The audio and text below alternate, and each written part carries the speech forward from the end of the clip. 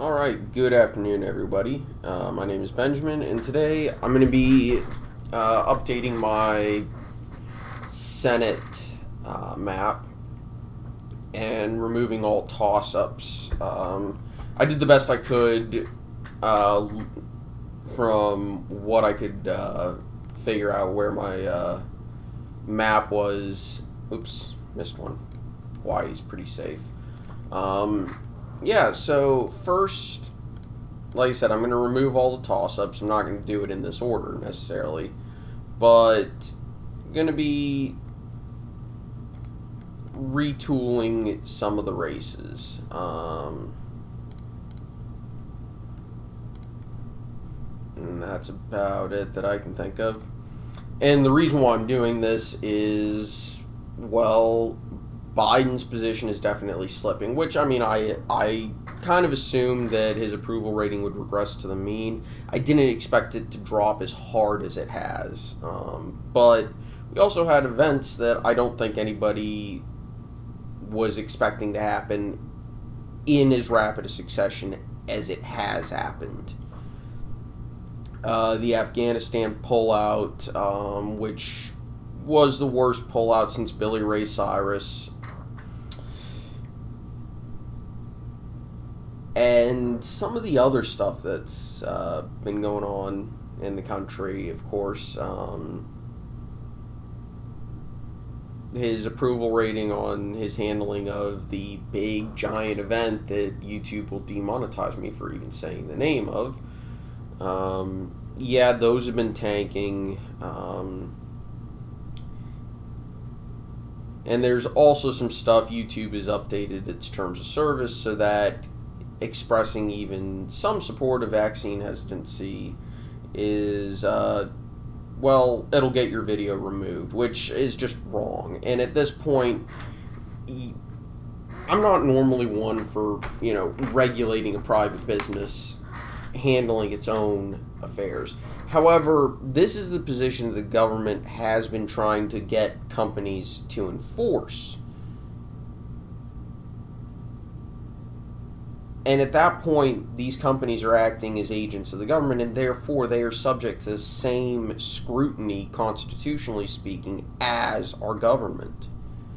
And therefore, you could reasonably sue YouTube for violating free speech because they're acting effectively on behalf of the United States government by removing posts that go against the narrative of the U.S. government.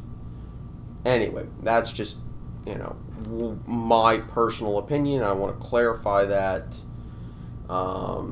If there's any lawyers, feel free to state anything to the contrary. So,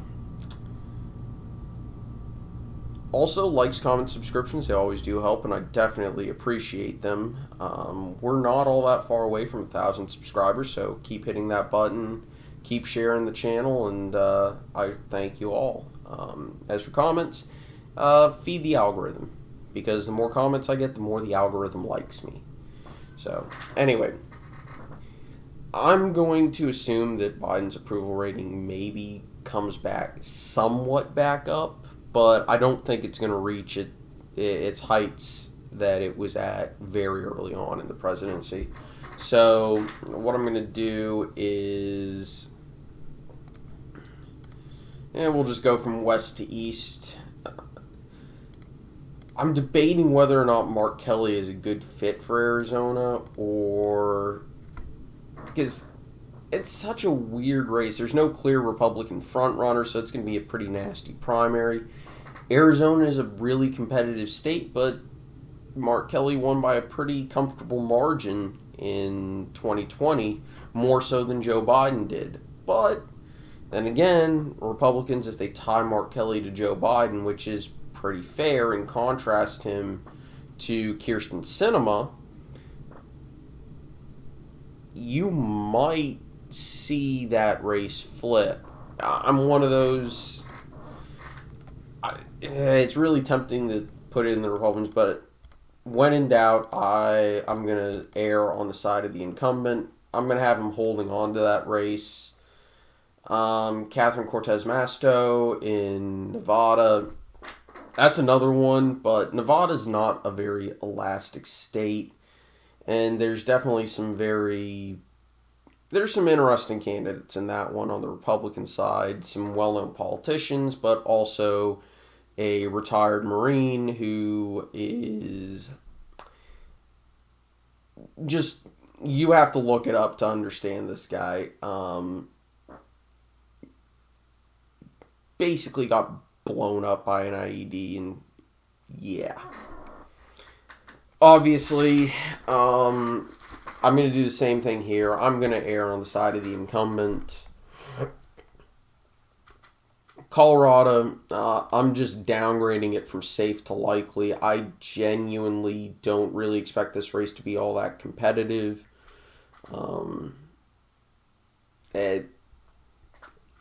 I just don't see it. Not these days.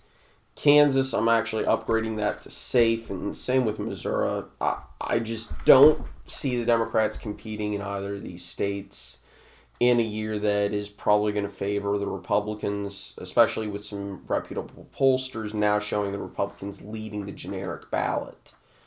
Emerson, if I remember correctly, had that, and the GOP was up like 3 or 4 points. So, yeah. Wisconsin is a very weird one. It's definitely the most competitive race in the country, and I'm going to, for right now, again, err on the side of the incumbent, even though this is one of the few opportunities Democrats have for a real pickup. Simply because of Ron Johnson's weirdness. But the driftless area may not be the driftless area anymore. And I don't think Democrats just have enough votes in Milwaukee and Madison to make up for losing the driftless area. All right, moving up to Ohio, where we have a competitive race. It's very, very likely that Tim Ryan is going to be the Democratic nominee. However, on the Republican side, it is a gigantic mess, and it's going to be a rough primary. That may help out Tim Ryan and the Democrats a little bit, but I don't think that it's going to be enough to change the fact that Ohio has become a much, much redder state in the time in this decade, really. So I am going to leave it at leans, but it's a much more competitive lean state. Georgia, state that I had is a pure toss-up because, well, the Atlanta metro area has grown significantly. It has also gotten a lot bluer, particularly in the suburbs. Not really the exurbs just yet. And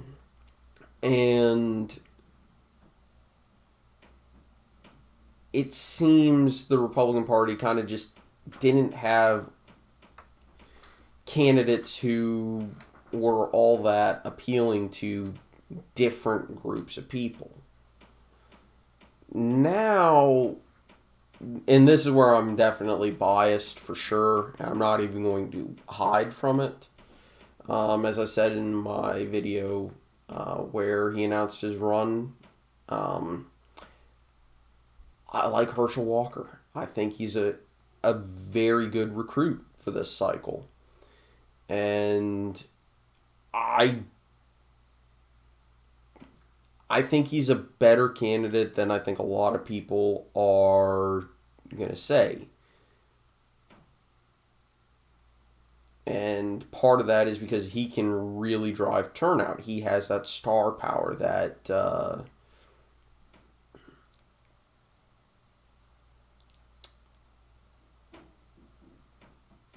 name recognition. Now, would this be more of a sure thing for the Republicans if they had to flip a seat in 2002 rather than 2022? Yeah, absolutely. But I do know that the votes are out there to where if you can drive turnout enough in a year that's probably going to favor the Republicans anyway, you can make up the difference simply through turnout and flipping a small handful of voters. Now, does Herschel Walker have baggage? Absolutely. And is Raphael Warnock the incumbent? Yeah, absolutely. However, I struggled to think that this is not a flippable seat. And I'm actually going to, break my rule of erring on the side of the incumbent. And the reason is, I think Herschel Walker is the type of candidate who is able to upset that dynamic of incumbency. Go over to Pennsylvania, where the current incumbent senator is retiring. Democrats have one of the better recruits for their party in this state in Connor Lamb, who is a pretty moderate representative from the Pittsburgh area, so southwest Pennsylvania. And the Republicans, they don't have anybody just yet.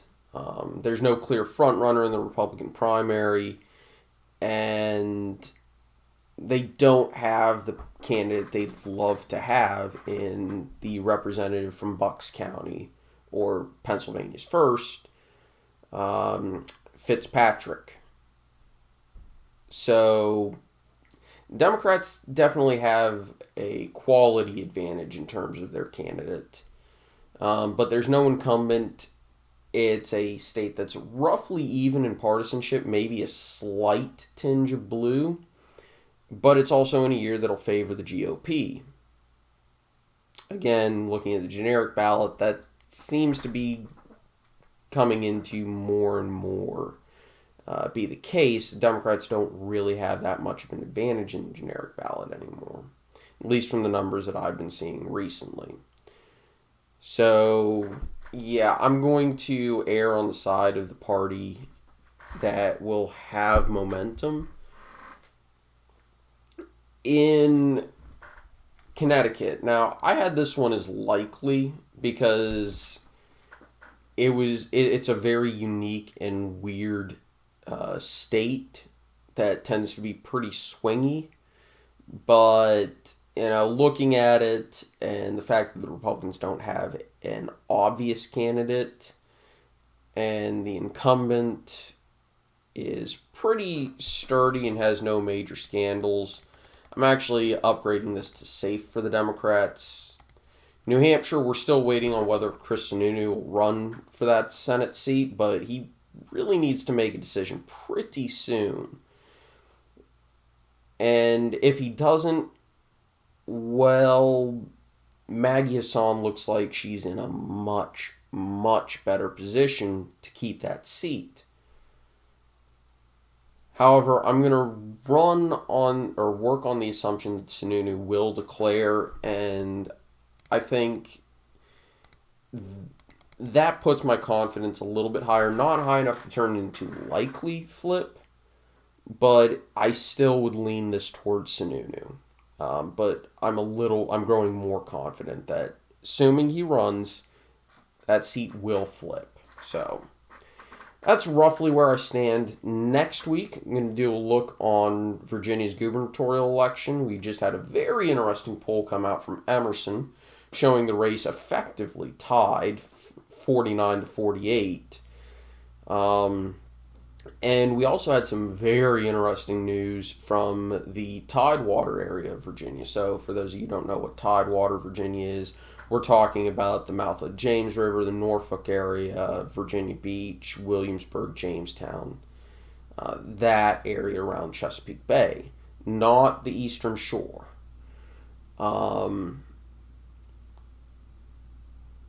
And the very interesting news to report is that the Hampton Roads Black Caucus, which is a newer organization founded in 2012, has endorsed Glenn Youngkin, the Republican. Now, this is the first time they have ever endorsed a Republican. Now, it's a very short sample size,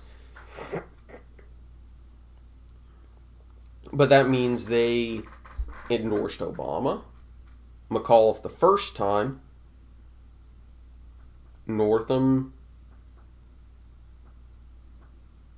Mark Warner, Tim Kaine, Hillary Clinton, not exactly lining up to be a Republican or even an independent looking group. But they came out and said, you know what, Youngkin is a better candidate than McAuliffe. We'll see if that matters. I'm skeptical. But it is a huge sign that Youngkin is a different candidate than we've seen on the Republican ballot in a long time, especially in the Commonwealth. Anyway, that's going to wrap it up for today. Hope you all enjoyed. I'll see y'all next time. Take it easy. Have a very, very nice day. I'll see y'all next Wednesday. Bye-bye.